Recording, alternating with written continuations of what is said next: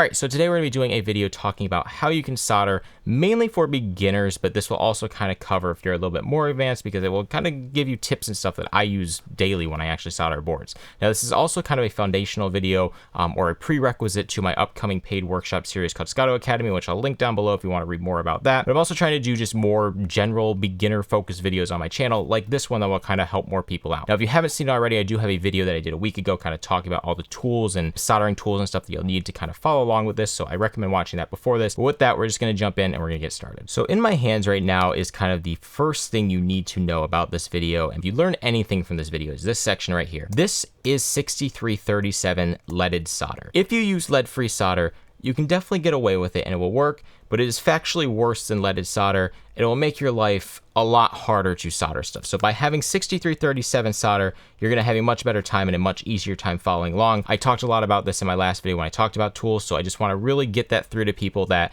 if you're using lead-free solder, you're gonna probably run into a lot of issues, and 9 out of 10 times when I see someone coming to me saying they're having a soldering issue, they're using lead-free solder. So just a note here, use leaded solder and you'll be pretty good to follow along with the rest of this video. All right, so now the first thing you really need to understand about soldering that will make everything a lot easier to understand is that solder will always flow towards heat. No matter what, solder will flow towards heat. If something is cold, it will not go towards it. If it's hot, it will go towards it. So what I have here is just a mostly assembled board on the table. This is actually one I was building at a meetup I went to this weekend at RIT out in Rochester, New York. But what I have here is just a board that's mostly assembled, and I have these two diodes here. One is soldered to the switch, one isn't, because we'll talk about that in a moment. What I want to show is this first diode here and kind of how I solder to this row here to really give you an idea of what I mean by solder flows towards heat. What we're going to do is we're just going to take this diode, I'm going to wrap it across here. That's kind of how I do that. I'm at about 330 C. When you're doing the rows on a keyboard like this, you want to be around 300 to 330 or so. Around there is pretty much fine. I'm just doing 330 because this is a little bit thicker copper here, so it allows me to get a little bit more heat into it a little bit faster. But all I'm going to do is I'm going to take my solder over here. I'm going to do what's called wetting the tip of my iron. So I'm going to put a little solder on there, and then I'm just going to hold it on both the diode leg and the copper there for just a few seconds, just to let it heat up. So this is just heating everything up right now. And then after a few seconds, I can actually start to pull a little bit of solder in here, and eventually you'll see it will kind of do that where it will stick.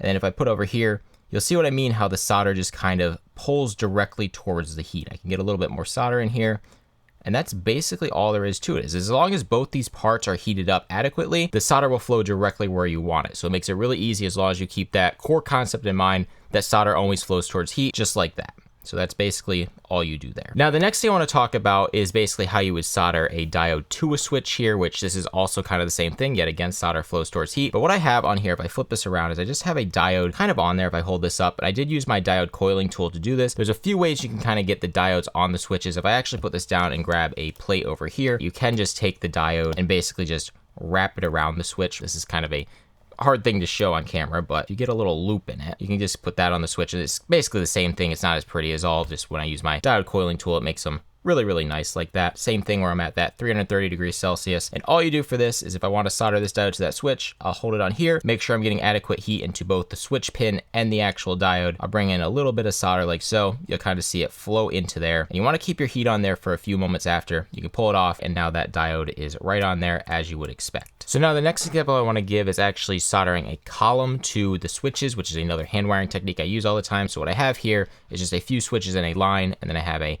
pre-cut piece of 16 gauge copper wire. What I like to do with these is I put them on the left side of the switch. So if we look at the front, you can see this is how our switches are mounted, where the hole is up top for the LED. So this becomes the left on the back where the pin is kind of higher. And what I do is I just kind of put that in there, and it's the same thing as before where the solder will always flow towards heat. So if I grab my iron over here and I just put a little bit of solder on the tip of it like so, I want to make sure that I'm connecting to both the pin and the actual column wire there. We're going to start getting a lot of heat into it, and then we can just start bringing solder in.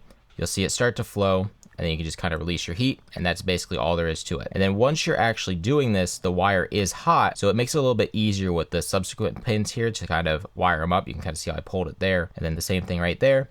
And that's basically all there is to it. Now, you do want to make sure this cools down before you touch it, because it is going to be very, very hot, but that's really all there is to do a column. And the other thing I will mention is if we actually look at these, you can see how those joints are shiny. You never want your joints to be like a dull finish. You'll see that a lot of the time with like the lead-free solder. With the leaded solder, if they're shiny like that, that's going to be a nice sturdy connection on your board. So now these next two final examples, I really just want to show you how to solder some stuff to PCBs. I'm going to start with the switches. Maybe I'll cover some diodes, and then I also will, of course, cover some surface mount diodes, because those are kind of the thing people ask ask me about the most. For the first example here, I just have a Scotto PCB here that I actually messed up some of the glue on, so I never messed with it because I have a stack of these, so I don't really care if I mess one up. But I'm gonna grab my little chalk switch here. This process is the same regardless of if it's a chalk or an MX switch. And we'll just pop it into the thing here. And typically you would have a plate with this, but I'm kind of showing it without a plate because I don't have one for this, and just this example will make sense either way. We'll just heat up one of these pins first. We'll bring a little bit of solder in. You'll see it kind of flows in there. But what I like to do at this point too is I like to actually push it down before I remove my heat to make sure that switch actually sits nice and flat on there, because once that happens, you'll see that now our switch is sitting nice and flush with the PCB, where if you don't do that, it can kind of sit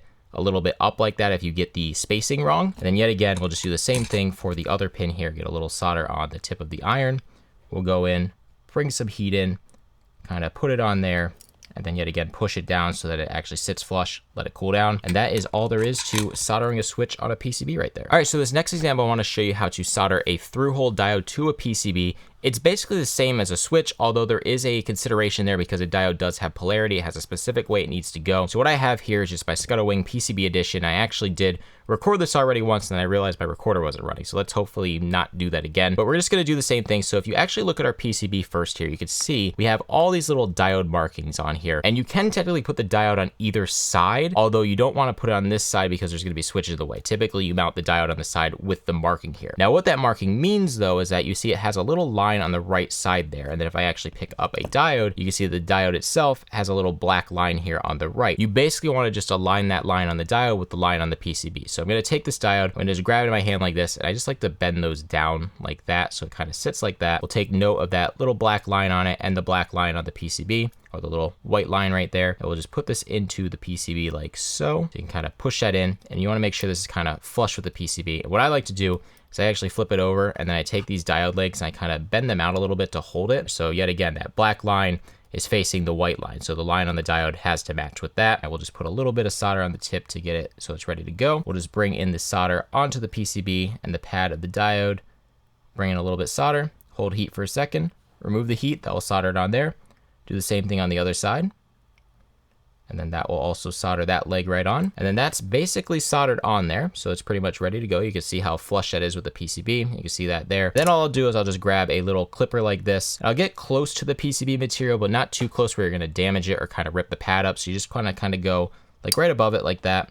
Just kind of clip those off. And then what you'll have is a fully soldered diode onto the PCB. It looks like that. And like I was mentioning is that you typically solder on the side here with the little diode markings. But if you took this diode and put it over here, it would be the same thing electrically because there's this through hole. So this is the same pad here and the same pad there. But typically you just do it on the side with that. So that's how you solder a through hole diode. So now this final soldering example on a PCB is going to be the hardest one to show. I actually have some shorts on my channel that maybe show it a little bit better than this. We're going to be talking about how to solder a surface mount diode. Now this is the one that people are most intimidated by, is surface mount components. And they are harder, but not because they're harder to solder, they're just very, very small, so that makes them kind of challenging. But if we look on here, we have all these pads for diodes yet again, but you can see there are no through holes. So these here are surface mount, specifically SOD123 diodes. They are the normal 1N4148W, that's what they call the SOD123s, whereas these over here are just DO35 is the footprint it's called, and that they're 1N4148, so without the W, that's basically how those are different. But on the PCB here, we have, of course, all our little diode markings, so you can kind of see that on there. And then we have our little tiny, you can see how tiny these are, the diodes here, and on them, if you could see on the bottom there is that little line. So what you want to do, of course, is align that line with the line on the PCB. But before we do that, what we're going to actually do is grab a flux pen here, and we're going to just put a little bit of flux on both pads on the diode here. So just kind of do that. I'll put a little bit of solder on the tip, and then I'm just going to put solder on one pad on the PCB here. So I'm going to put it on the top pad here, where the line will go. I'll just get a little blob of solder on there like that. And then this is the really hard part. So what I have to do is grab a tweezer over here. I like these really kind of sharp tweezers here. I'll just kind of pop this open. I'm gonna pop these out onto my desk here. There's one of them. And I will grab this. And if I look at it really closely here, you can see that there is a line up top. There's that line towards the top of the diode if it wants to focus. And we're just gonna put that on the PCB like that. I'm going to hold my diode, and then I'm just gonna bring it up to that pad. I'm gonna grab my iron, and I'm gonna put a little bit of heat onto that so that solder liquefies. I'll pull the diode up, remove my iron, and now that is what is called tacked onto the PCB. And then to finish it off, I'm just gonna flip it this way. I'm gonna put a little bit of heat into this other pad on the diode, kind of on the edge.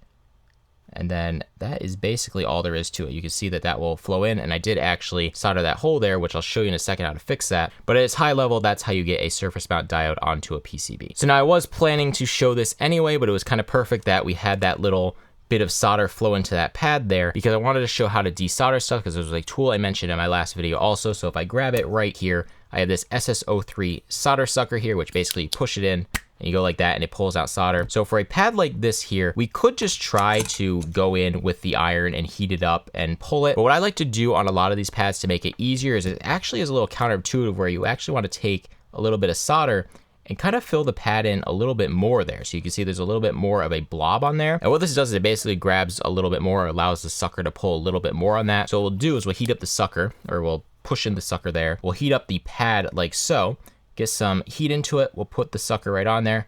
We'll go like that, and as you can see, that cleans the pad right out so you can solder to it. All right, so something is a little bit different right now. I have my shirt in a different color because it is a different day, because I forgot to record this the first time around. But what I want to talk about right now is soldering some stuff to a controller, specifically the wires. This is more specific to hand-wired stuff yet again. What I have here on the table is I have my little kind of broken RP2040 controller here. I ended up burning this one on a different build, so completely separate topic there, but this is just a controller I'm going to use for an example. I have my little cutters here and then a wire. So the first thing we're going to do here is we're just going to take our wire and we're going to do what's called pre-tinning it. So we're going to just kind of strip a little bit off on the end there, like you can see, and then I'll just bring in a little bit of solder. So I'll wet the tip of my iron yet again, like so. I'll put a little bit of solder on this piece of wire right there. You can kind of see that it is now pre-tinned and combined together. Then what we're going to do is we're going to actually go over here and grab the controller. So we have the controller. We'll just put a little bit of heat on the pad, bring in a little bit of solder, and you'll see you'll get kind of a blob like that on there. And then all you can do to kind of connect these two is you're just going to grab this. You're going to grab your pre-tinned piece of wire here. You're going to bring it up to that little pad right there, and then just bring in a little bit of heat like that. And that's it. That's how it kind of connects. And then you can see that kind of connection there. Now you're going to do this a ton for your hand-wired boards, but that's really all there is to kind of connecting a wire onto your controller, and you can kind of see just really how strong that is there if you get a good connection. Something that people always forget is that soldering is literally liquid metal, so these joints can be very strong, and then also they're very shiny, so you can kind of see how that is. But that's how you connect a wire to your controller. So yeah, I feel like that's a much quicker video than my last kind of beginner-oriented one. Maybe less than 10 minutes. I don't know exactly, but I feel like it was pretty quick, and that's kind of the point of these videos I'm doing right now, is that they're quick to give you a basic understanding of stuff you need to know, and then also kind of be a prerequisite for that paid workshop I mentioned down below if you want to check that out, called Scotto Academy. I'm really excited to kind of launch that because it's giving me a way to kind of more one-on-one work with people that want to learn more directly from me. It's a live workshop series that I'm going to be running kind of monthly or bi-monthly. We'll figure that out as I go with it, but also allows me to make videos like this that kind of fit all my people for free. You know, like all my people on my channel can kind of watch these and figure out some stuff and kind of make some quicker, shorter videos. Now, the next one I'm going to do is I'm going to actually be talking about microcontrollers and kind of considerations with those. That's going to be either next week or the week after, so I'm going to aim to get that done. But with that, thank you guys for watching. Comment, rate, subscribe as usual, and I'll see you next time.